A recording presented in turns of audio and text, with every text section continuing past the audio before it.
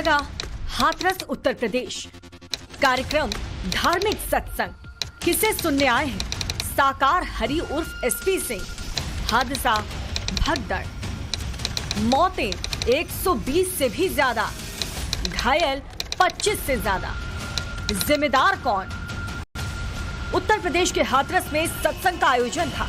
लाखों की भीड़ थी, बड़ी संख्या में बच्चे, बुजुर्ग और महिलाएं शामिल थे। लेकिन अचानक भगदड़ मच गई और सैकड़ों लोगों ने जान गंवा दी। जिस पंडाल में हरि नाम का जाप सुनाई दे रहा था, वहां लाशें पसरी हुई थी। मंजर इतना भयानक था कि इस तस्वीर को देखने के बाद यूपी पुलिस के कांस्टेबल को हार्ट अटैक आ गया और उनकी भी मौत हो गई। हाथरस में मचे हड़कंप से पूरे देश में मातम मच गया है, क्योंकि एक लापरवाही से सैकड़ों लोगों की मौत हुई है, जिनमें खासकर महिलाएं और बच्चे शामिल हैं। जानकारी के मुताबिक हाथरस में मची भगदड़ से अब तक ज्यादा लोगों की मौत हो चुकी है, 25 से ज्यादा लोग घायल हैं। और अब इस पूरे प्रकरण का जिम्मेदार कौन है? पूरा देश इस सवाल का जवाब जानना चाहता है। हाथरस में लाशों का अंबार कैसे लगा? कौन जिम्मेदार? इसका जवाब पूरा देश जानना चाहता है। लेकिन उससे पहले आप ये जान लीजिए कि इस हादसे की नींव कैसे रखी गई है। दरअसल जिस मैदान में सत्संग का आयोजन होना था, उसे कम से कम 10 एकड़ एरिया तक समतल करना था, लेकिन जरूरत के मुताबिक मैदान को समतल नहीं किया गया। इसके अलावा एक बड़ी लापरवाही ये भी सामने आई कि सत्संग कार्यक्रम में एग्जिट और एंट्री पॉइंट ही नहीं थे। जानकारी ये भी सामने आ रही है कि सत्संग कार्यक्रम स्थल पर कोई इमरजेंसी रास्ता नहीं था। कार्यक्रम स्थल पर किसी मेडिकल टीम की व्यवस्था नहीं थी। साथ ही भीड़ के हिसाब से कूलर, पंखों का इंतजाम भी नहीं था। और सबसे बड़ी लापरवाही जो सामने आई है वो ये कि प्रशासन की तरफ से 80,000 लोगों की परमिशन थी, लेकिन करीब 3 लाख लोग कार्यक्रम में पहुंच गए थे। साथ ही ये भी दावा किया जा रहा है कि प्रशासन की तरफ से जो टीम कार्यक्रम में तैनात की गई थी वो नाकाफी थी। ऐसी कई और भी वजह हैं जिसकी वजह से ये हादसा हो गया। हाथरस हादसे के बाद प्रशासन ने कार्रवाई करते हुए एफआईआर दर्ज कर ली। एफआईआर रिपोर्ट के मुताबिक सिकंदर राव के फुलरई गांव के पास जगत गुरु साकार विश्व हरि भोले बाबा के सत्संग का आयोजन प्रस्तावित था, जिसके आयोजनकर्ता देव प्रकाश मधुकर और अन्य सेवादार थे, जिन्होंने लाखों लोगों की भीड़ जुटाने की स्थिति को छुपाते हुए कार्यक्रम में 80,000 लोगों की परमिशन मांगी। परमिशन के मुताबिक ही पुलिस व्यवस्था की गई है, लेकिन 2 जुलाई को करीब 2.5 लाख लोग एकत्रित हो गए। वहीं आयोजक के अनुमति शर्तों का पालन न करने की वजह से जीटो रोड जाम हो गया, जिसे मौके पर मौजूद पुलिसकर्मियों ने सामान्य करने की कोशिश की। कार्यक्रम के मुताबिक प्रवचनकर्ता सूरजपाल उर्फ भोले बाबा करीब 2 बजे कार्यक्रम स्थल से निकले और भक्तों ने उनकी गाड़ी की धूल को समेटना शुरू कर दिया। कार्यक्रम से निकल रही बेतहाशा भीड़ की वजह से कई श्रद्धालु दब गए। वहीं खेतों में भागती भीड़ को सेवादारों ने लाठी डंडों के दम पर रोक दिया, जिसकी वजह से भीड़ का दबाव बढ़ता ही चला गया। यानी एफआईआर के मुताबिक प्रशासन ने इस जानलेवा हादसे के लिए सूरजपाल उर्फ नारायण साकार हरि के सेवादार और आयोजकों को इस हादसे के लिए जिम्मेदार ठहराया है।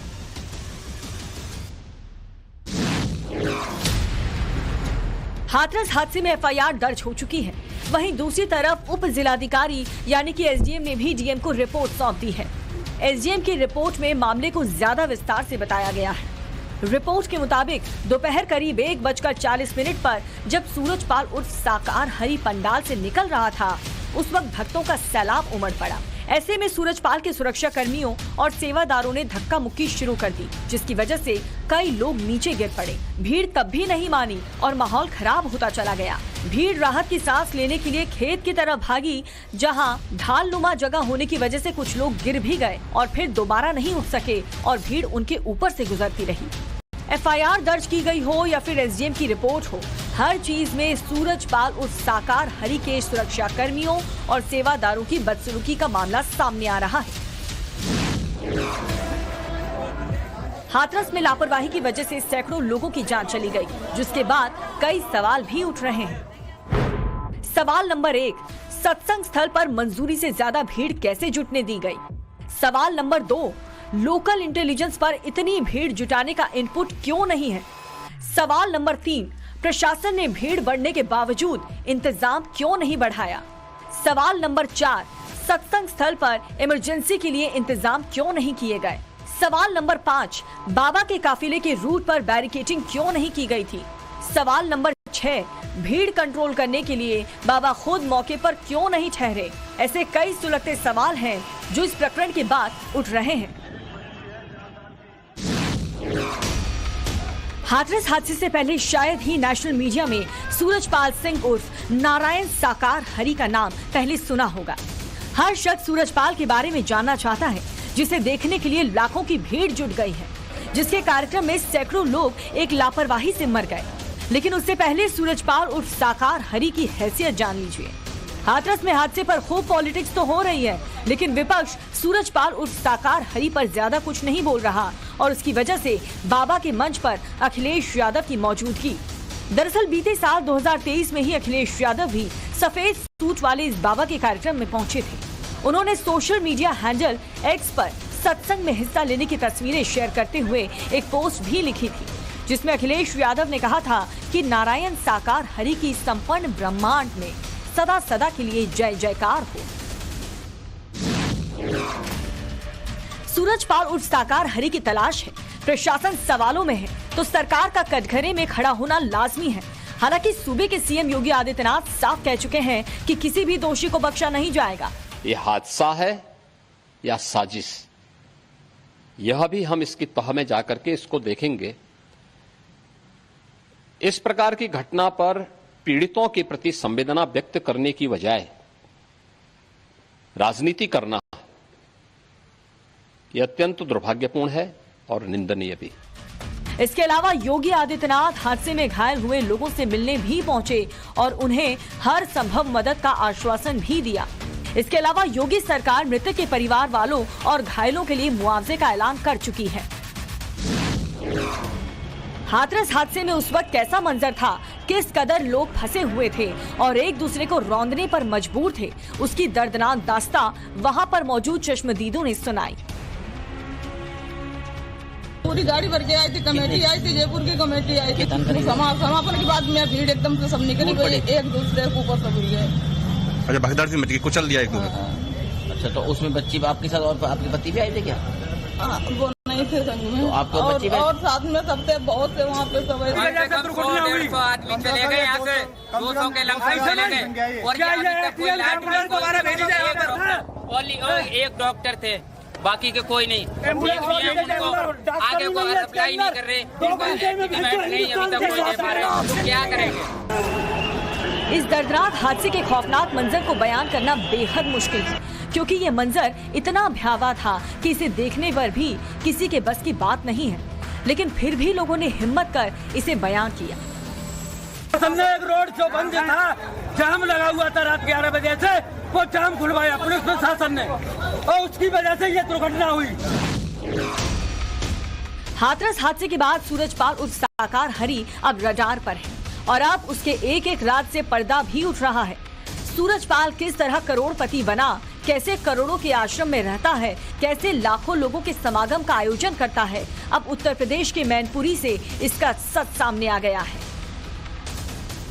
सूरजपाल उर्फ बाबा नारायण सरकार 1.5 दशक के अंदर किस तरीके से करोड़पति बन गया, उसकी बानगी करती है ये फेरिस्त जो मैनपुरी के आश्रम के बाहर लगी है। ये दानदाताओं की फेरिस्त है। अगर आप देखें, सबसे ऊपर विनोद बाबू आनंद का नाम है, जिन्होंने 2.5 लाख से ज्यादा का दान दिया हुआ है और ऐसी फेरिस्त पूरी नीचे तक आ रही है। किसी में 50, 70, 85 हजार से लेकर और जो 200 लोगों की लिस्ट है सुधा ओझा तक, जिन्होंने 10,000 रुपए दिए हैं। 10,000 से कम वाले दानदाताओं का नाम इसमें शामिल नहीं किया गया है, लेकिन आप देख सकते हैं किस तरीके से पूरी लिस्ट है। और इस लिस्ट में खास बात देखें तो सिर्फ मैनपुरी के जो एड्रेस है, जो पता है, वो लिखा गया है। यानी जो बाबा का और जो बाबा का वर्चस्व है और इलाकों में, उनके अगर दानदाताओं की बात करें तो उनकी लिस्ट भी और लंबी हो सकती है। हाथरस में हुई ट्रेजेडी के बाद लोगों में बेहद गुस्सा है। जो लोग कल तक सूरजपाल उर्फ साकार हरि के गुणगान करते नहीं थकते थे, वो अब सूरजपाल के पोस्टर पर ही अपना गुस्सा निकाल रहे हैं, पत्थर फेंक रहे हैं। तस्वीरें उसी कार्यक्रम स्थल की है जहां सत्संग कार्यक्रम में मौत ने तांडव मचाया था। अब स्थानीय लोगों में बेहद गुस्सा है और वो सूरजपाल के पोस्टर पर ही अपना गुस्सा उतार रहे हैं। शायद यही वजह है कि सूरजपाल अब अंडरग्राउंड हो गया है, क्योंकि जिन लोगों ने अपनों को खोया है वो इस वक्त गुस्से से उबल रहे हैं। जिस बाबा के कार्यक्रम में ये भीषण हादसा हुआ उसके बारे में आप जानकर दंग रह जाएंगे। जानकारी के मुताबिक भोले बाबा का असली नाम सूरजपाल है, जो कि एटा जिले के बहादुर नगरी गांव का रहने वाला है। मीडिया रिपोर्ट्स की माने तो सूरजपाल की शुरुआती पढ़ाई एटा जिले में हुई। बताया जा रहा है कि बचपन में सूरजपाल उर्फ साकार हरी पिता के साथ खेती किसानी में हाथ बटाता था। बाद में पढ़ाई पूरी होने के बाद यूपी पुलिस में नौकरी लग गई। यूपी के 12 थानों के अलावा इंटेलिजेंस यूनिट में सूरजपाल की तैनाती रही। यूपी पुलिस में हेड कांस्टेबल की नौकरी के दौरान 28 साल पहले सूरजपाल इटावा में भी पोस्टेड रहा। मीडिया रिपोर्ट्स की माने तो यूपी पुलिस में तैनाती के दौरान सूरजपाल पर यौन शोषण का आरोप भी लगा, जिसके बाद उसे नौकरी से बर्खास्त कर दिया गया था। जेल से छूटने के बाद सूरजपाल ने अपना नाम नारायण हरि उर्फ साकार विश्व हरि रख लिया और उपदेशक बन गया। लोग उसे भोले बाबा कहने लगे। मीडिया रिपोर्ट में दावा किया जा रहा है कि सूरजपाल जाटव उर्फ भोले बाबा के ऊपर अब तक 5 मुकदमे चल रहे हैं। इनमें से एक केस आगरा, इटावा, कासगंज और फर्रुखाबाद और साथ ही राजस्थान के दौसा में दर्ज है। यानी खुद को धार्मिक बताने वाले सूरजपाल पर पहले से ही कई आपराधिक केस दर्ज हैं। बाबा साकार हरि उर्फ सूरजपाल का मैनपुरी के बिछवा गांव में 30 एकड़ में आश्रम फैला हुआ है, जहां किसी देवता की मूर्ति नहीं है। 2014 में उसने बहादुर नगर से मैनपुरी के बिछवा में अपना ठिकाना बदल लिया और आश्रम का प्रबंधन स्थानीय प्रशासक के हाथों में छोड़ दिया। मीडिया रिपोर्ट्स में दावा किया जा रहा है कि ठिकाना बदलने के बावजूद सूरजपाल के आश्रम में हर दिन 12,000 तक लोग आते थे। वो कारों के काफिले के साथ चलता है। मीडिया से दूरी बनाए रखने वाले बाबा की गांव-गांव में गहरी पैठ है। अनुयायी उसे भगवान शिव की तरह पूजते हैं, इसलिए उसका नाम भी भोले बाबा पड़ गया। वहीं सूरजपाल का यूपी के कई इलाकों में भी गहरा प्रभाव है। आगरा, अलीगढ़, मथुरा, फिरोजाबाद, बदायूं, एटा, कासगंज, हाथरस, फर्रुखाबाद में साकार हरि उर्फ सूरजपाल का काफी प्रभाव माना जाता है।